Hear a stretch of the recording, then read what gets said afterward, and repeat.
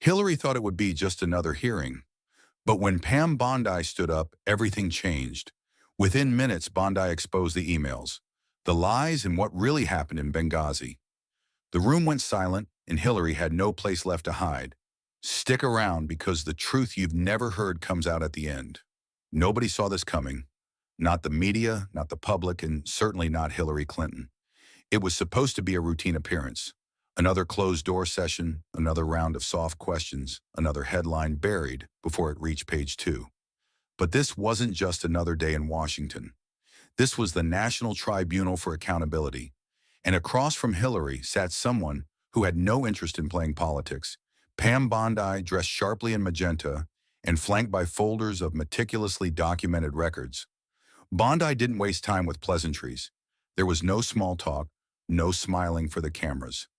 From the moment she leaned forward and looked Clinton in the eyes, everyone in the room understood. This was going to be different. Viewers from all over the country tuned in. What they expected was a political formality. What they got was the beginning of a showdown that would go viral in real time. Pam Bondi opened with a line that instantly silenced the room. "You deleted 33,000 emails. Why there was no lead-up, no buffer, just that one question cutting straight through years of headlines and half-answers." Hillary Clinton blinked, smiled, then gave the same response she had offered a dozen times before. "They were personal about yoga, about my daughter's wedding." Bondi didn't flinch, and out of 33,000 emails, not one dealt with classified briefings, international policy, or security concerns regarding Libya. Hillary paused just long enough to make it noticeable. "That's correct." Bondi raised one document into the air. The screen behind her lit up with an excerpt from an internal memo marked "Confidential." It detailed a warning from Ambassador Stevens' team months before the Benghazi attack. The email was time-stamped. The server it was sent to Clinton's private address. Now the room started to shift. Senators leaned forward. The press gallery went quiet. "You received this," Bondi continued. "And yet no increase in security, no additional personnel, and 4 Americans died in that compound." Clinton's lips parted slightly as if to interrupt, but Bondi kept going. "You told the public it was caused by a protest over a video. Yet emails from your own staff the night of the attack, again sent to your private server, referred to it as a planned assault. Why mislead the American people?" Hillary leaned into the microphone. "Pam, with respect, I was following the intelligence available at the time." "Then why did your daughter get the truth before the American public did?" Bondi interrupted, displaying another email. "You emailed Chelsea that night saying, and I quote, 'It was a planned attack not connected to any protest.'" Gasps rippled through the chamber. The moderator tapped the gavel once, but the damage was already done. This wasn't just a hearing anymore. It was a reckoning, and it was just beginning. Bondi turned to the tribunal panel. "There's a pattern here," she said calmly, "misleading the public, erasing records, and avoiding accountability. This isn't negligence, it's strategy." The tribunal members remained silent, absorbing the weight of the moment. For years, questions had been asked in press briefings and cable interviews. But here, for the first time, the pieces were being laid out clearly, visibly, inescapably. But Bondi wasn't done. Not even close. What would follow in the next hours would leave Clinton's legacy in question, shake public trust in the justice system, and reignite the conversation about truth, power, and accountability. And the most explosive revelations, those wouldn't come until the very end. That's where we'll go next. Pam Bondi didn't let the tension fade. As murmurs buzzed across the gallery, she reached for the next file in her stack. Thick, tabbed, and printed with precision. The name on the cover said it all. "Unauthorized Communications, State Deputy." She lifted her eyes to Hillary Clinton. 33,000 emails, she repeated, her tone sharp but steady. "And yet your legal team claims none of them contain classified material. Is that your position today?" Clinton folded her hands together. "Yes, that's what we determined." Bondi nodded once, calm, almost inviting. "And who reviewed them? Who made that determination?" "My attorneys. They went through them all." Bondi didn't blink. "So your lawyers, none of whom had security clearance, decided what should be handed over to the State Department and what should be permanently deleted?" Clinton adjusted her microphone. "They were instructed to follow protocol. That's not the question." For the first time, a flicker of discomfort crossed Hillary's face. Bondi flipped to page 22 of her file, then tapped her pen against a highlighted paragraph. This email, dated June 29, 2012, contains information about troop movements in Libya. It was marked confidential at the time of transmission. That's classified under federal law, and it was sent directly to your private server. Clinton leaned forward. I never knowingly received or sent any material marked classified. Bondi didn't miss a beat. But the law doesn't require knowingly, does it? The statute says gross negligence, which in plain English means being careless with sensitive information. A pause followed a long one. Clinton sat back slightly. The panel members looked down at their copies of the same email. No one spoke. Bondi continued, shifting the screen to a side-by-side comparison of redacted versus unredacted versions of Clinton's emails. Do you know how many of your emails had to be retroactively classified after the FBI recovered them? Clinton's tone flattened. A handful, 110, Bondi replied. And that's just the beginning. A slideshow began on the large screen beside her. One after another, the audience saw emails marked with subject lines like Benghazi, brief foreign contact, confidential steel memo discussion. Each with timestamps, each linked directly to Clinton's server. Then Bondi dropped the next blow. These weren't just mishandled communications. They were part of an intentional separation from government oversight. The server wasn't in a secure government facility. It was in your basement. Gas returned. Bondi didn't raise her voice. She didn't need to. Her calm tone was sharper than shouting. Madam Secretary, do you understand that what you didn't just violate protocol? It created a blind spot in national security. Clinton pushed back. With all due respect, the FBI concluded there was no intent, and they didn't have all the emails. Bondi shot back because they were deleted. BleachBit was used to wipe the server. Devices were smashed with hammers, SIM cards removed. Why take such extreme steps if the content was just yoga and wedding plans? Silence. That question hung in the air like smoke. The moderator cleared his throat but said nothing. Cameras zoomed in on Bondi's face, composed and unshaken. Across the nation, millions were watching. Some were stunned. Others nodded, finally hearing the questions they had waited years to see answered. But this wasn't just about the emails anymore. The real story, the reason Clinton's team looked rattled, was still to come. Bondi had barely scratched the surface. Next up was Benghazi. And when she laid out what happened before and after that night, everything would change. Pam Bondi adjusted the next file in front of her. This one was thinner, but its weight was heavier than anything she'd presented so far. The heading was simple: Benghazi, September 11th, 2012. She didn't begin with a question, she began with a timeline. 8:30 p.m. Eastern Time, she said. That's when the first distress call came in. The U.S. consulate in Benghazi was under attack. Ambassador Stevens was inside. The screen behind her lit up again, this time showing a real-time log of events calls, alerts and desperate messages sent by personnel on the ground. As she spoke, the timeline scrolled in sync. At 8:45, a second wave of attackers breached the walls. By 10 p.m., the situation was catastrophic. Americans were under siege. They were calling for help. She paused. Madam Secretary, do you remember where you were that night? Hillary shifted in her seat. I was at the State Department monitoring the situation. Bondi nodded, and when Ambassador Stevens' last known communication came through, what did he say? Clinton hesitated, then spoke carefully. He reported heavy fire, that they were pinned down. Bondi held up a sheet of paper. This is that message. His words were, quote, "We're under attack. If we don't get back up soon, we won't make it." She let the words settle, and yet Bondi continued. No rescue team was deployed.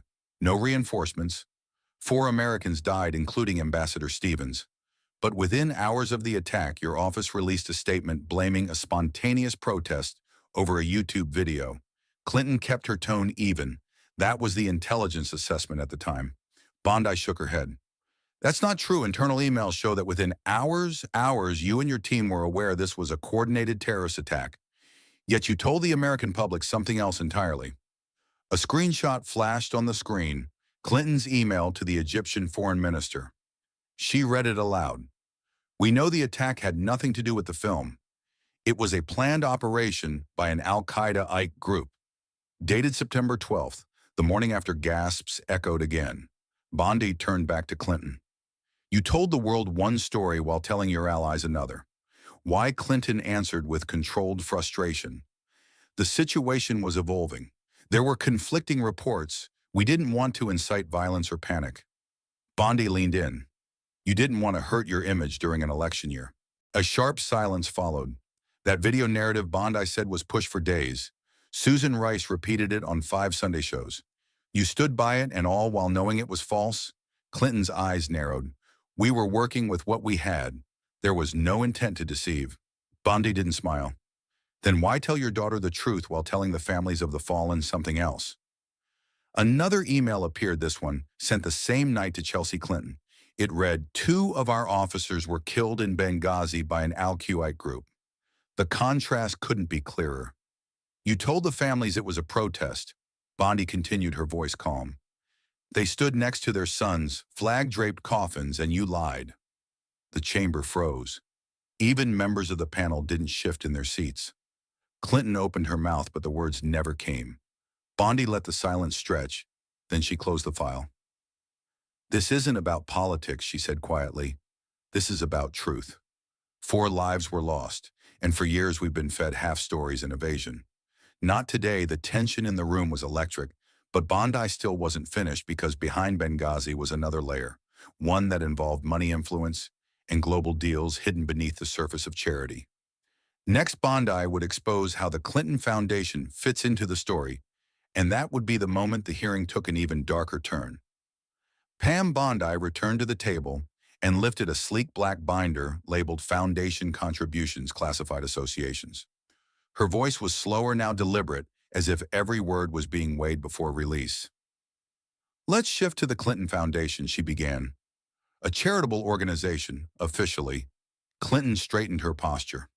This wasn't new territory. She'd answered questions about the foundation before, but Bondi wasn't here to repeat what had already been asked. She was here to connect the dots no one else had dared to link. In the years during and after your time as Secretary of State, Bondi said the foundation received millions in donations from foreign governments. Saudi Arabia, Qatar, Algeria. These are not private citizens. These are regimes, some with deeply troubling records, Clinton replied with a measured tone. All donations were publicly disclosed and vetted by the appropriate ethics council. Bondi raised an eyebrow. Were they? Let's talk timing. She clicked a remote, and a screen behind her displayed 2 timelines side by side. On the left, foreign donations to the foundation. On the right, major policy decisions made by the State Department. Bondi gestured to the board. In June 2010, the Algerian government made a $500,000 donation, coincidentally during a time they were lobbying your department for exemptions to U.S. sanctions. 3 weeks later, the waiver was approved. Clinton opened her mouth, but Bondi cut her off. In February 2012, Qatar pledged over $1 million to your foundation. 2 months later, they received a massive arms deal cleared by your department. Bondi turned to face the tribunal. Now, I'm not saying this is definitive proof of a quid pro quo, but if anyone else had this pattern on paper, if this were a CEO or a senator, they'd be under federal investigation. The room was still. Even Clinton's legal counsel, seated just behind her, leaned forward. And what about the Uranium One deal? Bondi asked. Russia's nuclear agency acquires 20% of U.S. uranium production capacity, and around the same time, the Russian company's chairman donates $2.35 million to the Clinton Foundation. The deal is approved while you're still Secretary of State. Clinton's voice was firmer now. I had no direct involvement in the Uranium One decision. It was reviewed by a committee. Bondi nodded as if expecting that answer. But that committee doesn't vote unless the Secretary of State gives the green light to proceed. You were that gatekeeper, the gallery murmured again. Bondi held up a financial summary. Over $145 million in foreign donations flowed to your foundation during or shortly after your term, and yet emails discussing those meetings with donors, meetings that should have been on official records, were sent from your private server. She paused. Do you see the pattern? Madam Secretary Clinton didn't answer her expression. Hardened eyes fixed on the screen behind Bondi. This is bigger than just poor judgment. Bondi said it's about trust.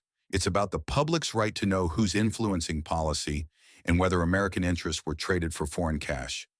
She took a step back. You called the foundation a vehicle for good, but many Americans see it as a vehicle for influence, a revolving door between foreign money and U.S. diplomacy. Bondi closed the binder with a soft thud. We're not here to relitigate your career. We're here to ask, was there a line and did you cross it? No one moved, and still Bondi wasn't finished. Because hidden behind the financial web and the deleted emails was one final bombshell. A file that hadn't been made public until now. A file that connected all the threads together. And what was in it that would be revealed last?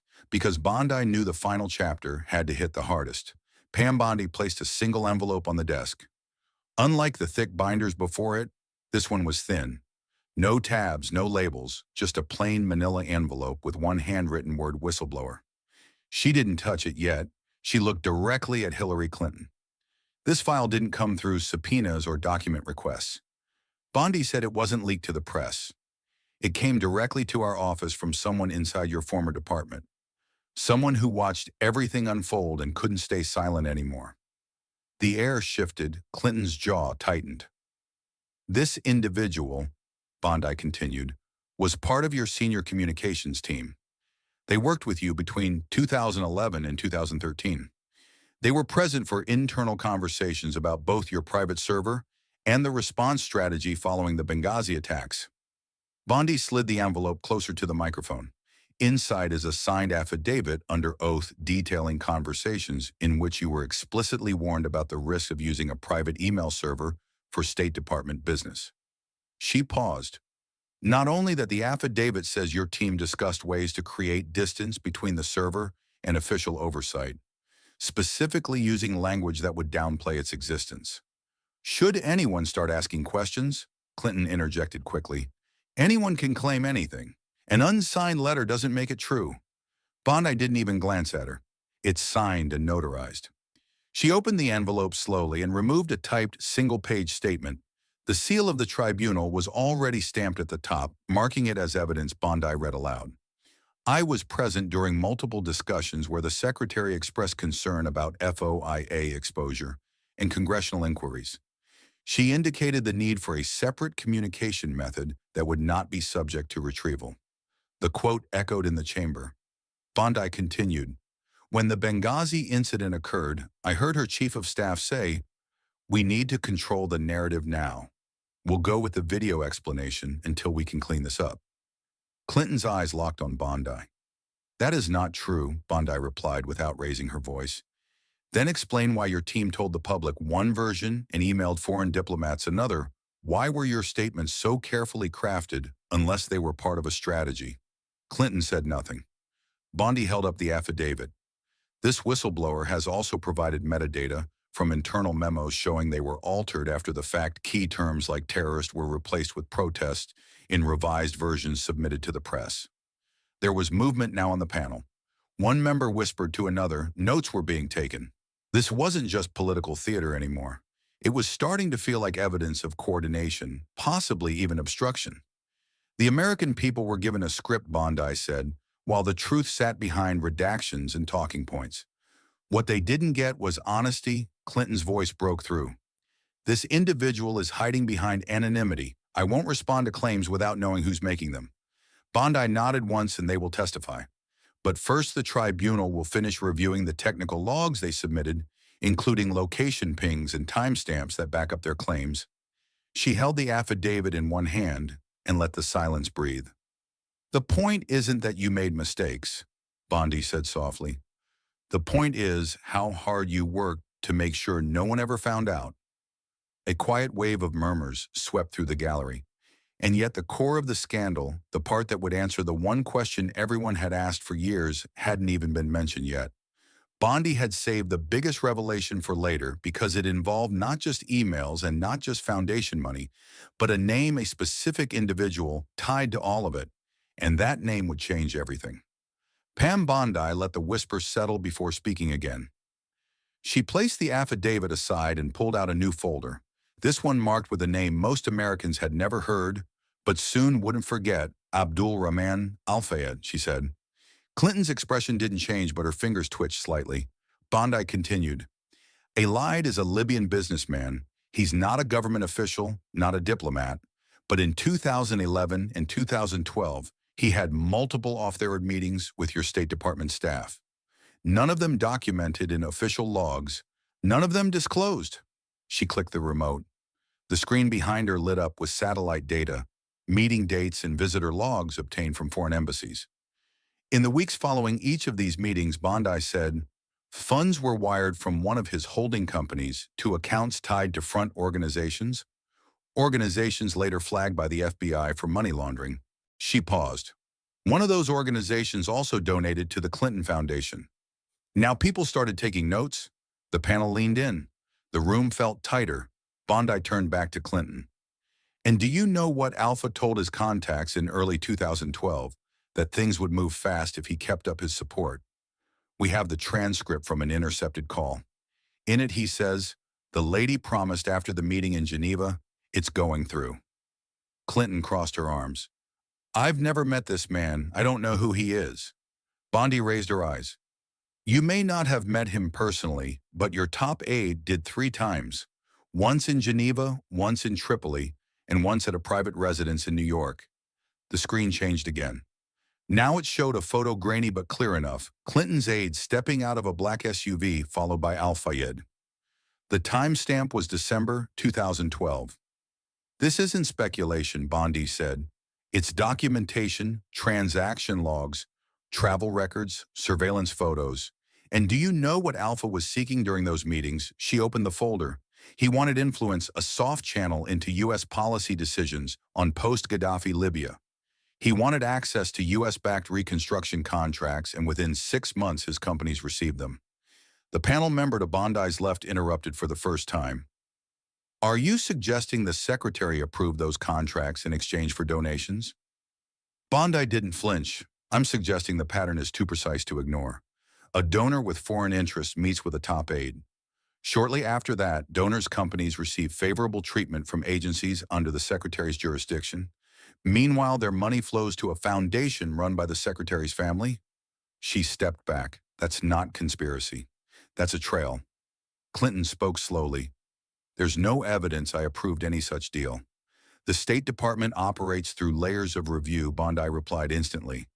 Except when the layers are bypassed, except when communication happens through private servers, except when meetings are off the record. She tapped the folder again. This isn't just about classified emails or bad judgment. This is about a network, a system built to avoid oversight while benefiting the few who pay to play. The phrase echoed, paid to play. Bondi looked straight at the camera. Americans have a right to know if foreign interests are buying access to their government, and if the highest office in diplomacy can be rented. What does that say about the rule of law? The tribunal fell silent again. This chapter hadn't ended with shouting. It ended with stillness, the kind that comes when something sinks in and can't be shaken. But even as Bondi rested her case on Alpha, she knew there was one more layer left. Because behind the meetings, the money and the emails, there was the dossier, the one that shook a nation, and next Bondi would show just how far its roots reached. Pam Bondi let the gravity of the previous revelations settle before moving forward. When she spoke again, her voice was steady, but her words sliced through the silence. We've talked about Benghazi, about the foundation, about deleted emails, but now it's time to talk about something that didn't just affect your legacy, something that affected an entire presidency. She clicked her remote again. The words Steele dossier appeared on screen. Clinton's face didn't change, but her foot tapped just once. Bondi began the Steele dossier, a document that ignited investigations, divided the nation, and consumed headlines for years. And at the center of it, a former British spy paid to compile opposition research. She paused. Paid in part by your campaign and the Democratic National Committee? Clinton folded her hands. That was disclosed years ago. It was opposition research standard practice in campaigns. Bondi didn't deny it. It's not the funding that's the problem. It's the intent. She turned to the panel. This dossier wasn't just dropped into a campaign blog or left to the press to dissect. It was funneled to federal agencies presented as intelligence. It triggered wiretaps, visa warrants, surveillance of U.S. citizens. She pointed to the screen again. This time it displayed a memo from a former FBI agent. The FBI later admitted the dossier contained unverified and, in some cases, false information, yet it was still used to justify intrusive surveillance against a presidential campaign. She turned back to Clinton. Did you know your campaign's contractors met with Department of Justice officials while the dossier was being compiled? Clinton didn't answer. Did you know the same firm hired by your campaign was also coordinating media leaks to push the dossier's claims as fact? Still nothing, Bondi continued. This wasn't about vetting a candidate. This was about shaping a narrative, one that cast a shadow over an entire administration. And when questioned about your connection to the dossier, you denied knowing the details. She pulled out a transcript, October 2017. When asked if you had any role in the dossier's funding, you said, quote, "I didn't know until after it was published. But financial records show your campaign approved payments to Fusion GPS months before the public knew it existed." Bondi let the contradiction hang in the air. Americans were told this was intelligence. It wasn't, it was a political weapon. And while we spent years questioning the legitimacy of a sitting president, the person who helped launch the firestorm avoided every headline. One panel member leaned forward.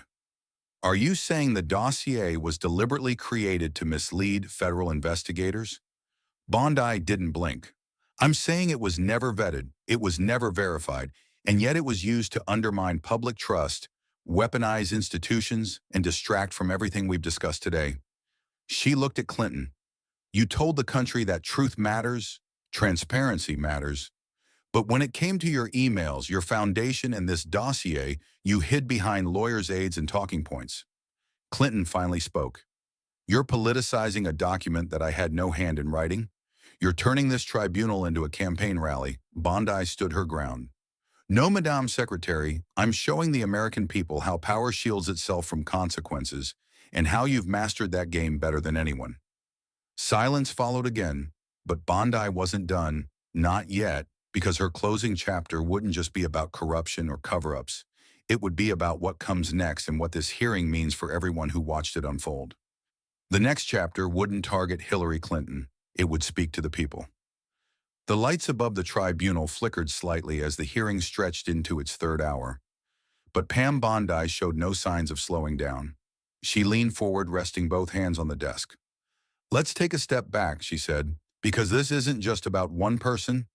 This is about a system that treats powerful people one way and everyone else another. She looked at the panel, then slowly turned to the gallery. If any other government employee had set up a private server to hide official communications, if they had deleted 33,000 emails under congressional subpoena, if they had lied to grieving families, coordinated with foreign donors, or allowed opposition research to masquerade as intelligence. She paused. They'd be prosecuted or, at the very least, held to account. The panel remained still. Bondi let the silence grow before continuing. But when you're Hillary Clinton, the rules bend.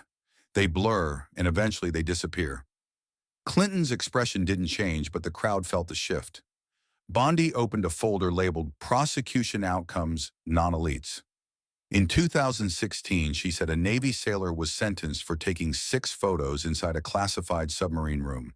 He didn't share them, he didn't leak them, but he kept them and went to prison.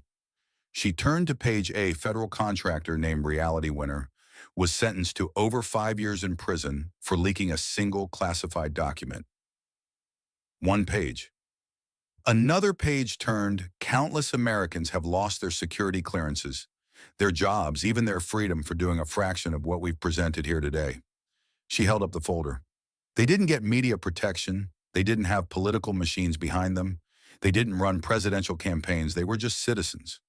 Clinton adjusted her posture. I have cooperated with every investigation. I've sat through 11 hours of hearings. I've been cleared by multiple agencies. Bondi nodded. Cleared by institutions that you had close relationships with. Cleared by processes that never had access to the full truth because the evidence was destroyed or never turned over. Bondi walked to the center of the floor, now no notes in her hands. The American people aren't angry because mistakes were made. They're angry because no one paid a price for them. She gestured to the public seating area where veterans, Gold Star families, and former state employees had gathered. They watched their lives be measured down to the last detail, every form filled out, every protocol followed, every rule enforced. She pointed to Clinton, and they watched you rewrite the rules. Bondi turned back to the panel. This hearing isn't about reliving the past. It's about restoring trust, about sending a message that power does not equal immunity, that political status does not mean erasure of consequences. Clinton replied calmly, I made decisions based on the information I had. I did what I believed was best under impossible conditions. Bondi returned to her seat. You had a duty to the truth, not to spin it, not to bury it, not to run it through private channels and global donations. Just the truth. For the first time, the tribunal's moderator leaned forward. And what outcome would you recommend? Miss Bondi Pam looked up. I don't make recommendations. The facts do. She tapped the files in front of her email logs, whistleblower, affidavit, foreign donor lists, surveillance records.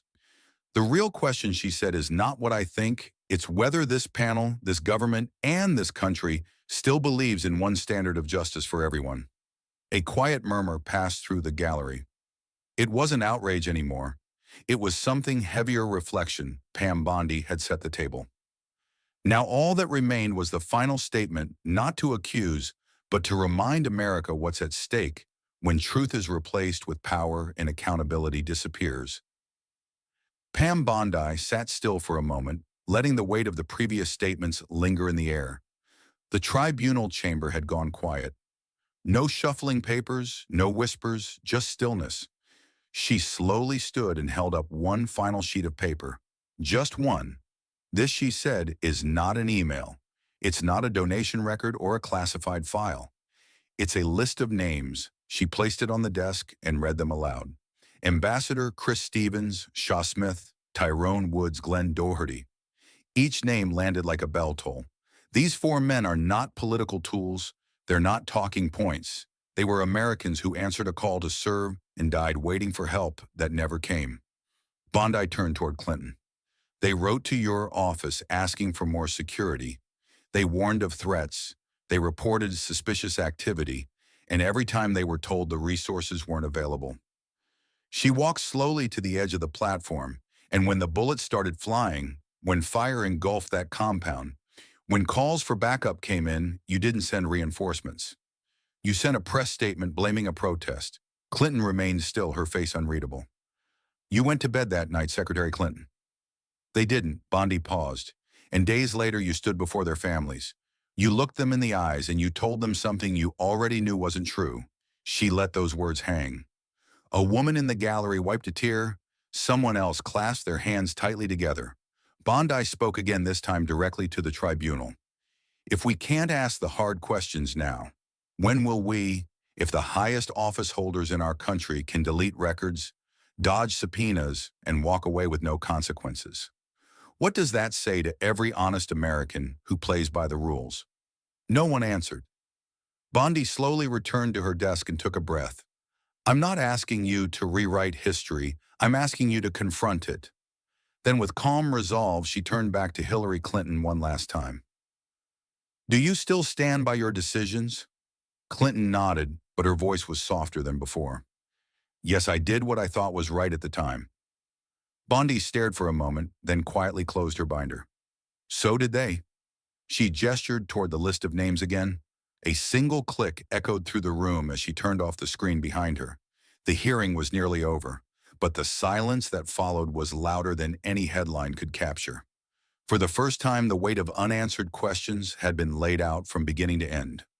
No outbursts, no shouting, just the facts. And now the final chapter remained. Not for shock, not for drama, but for truth. The moment that would answer the question millions of Americans had been asking for years. The tribunal's moderator leaned forward. Miss Bondi, do you have any final remarks? Pam Bondi stood one last time, her voice calm but clear. This hearing wasn't about revenge. It wasn't about politics. It was about accountability.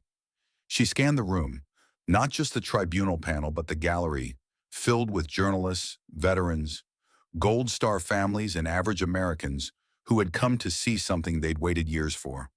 The truth unfiltered and unshaken.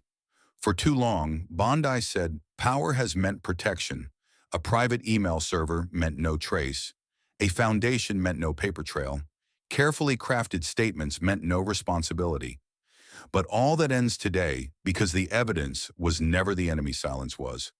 She turned to Hillary Clinton one final time. You once said, and I quote, "What difference at this point does it make?"